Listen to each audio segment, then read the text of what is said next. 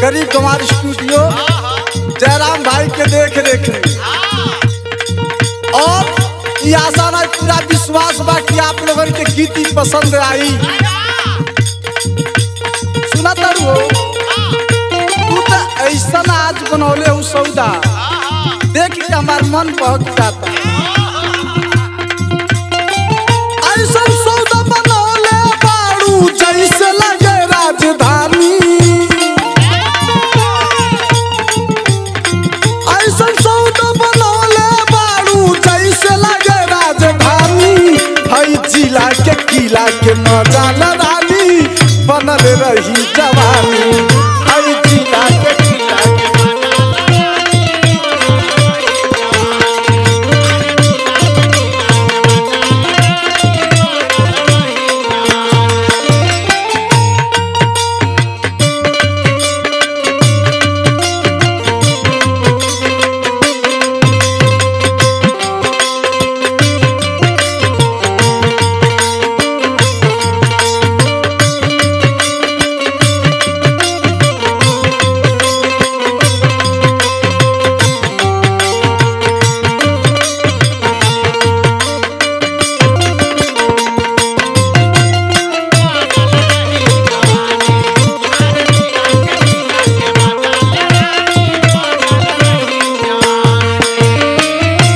कचौड़ी तू पूरी खैहा चाउमीन चाट के।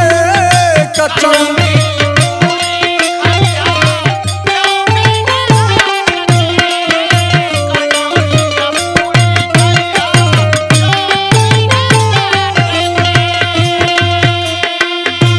मांगे ला पैसा तो बोले लुटाट के।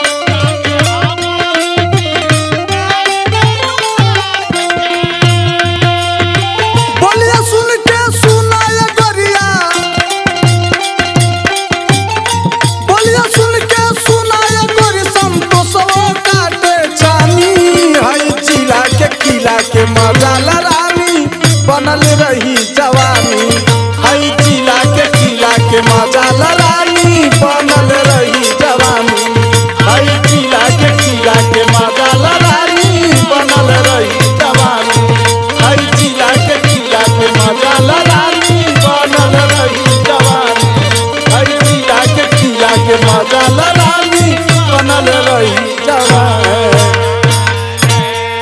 बुझलू।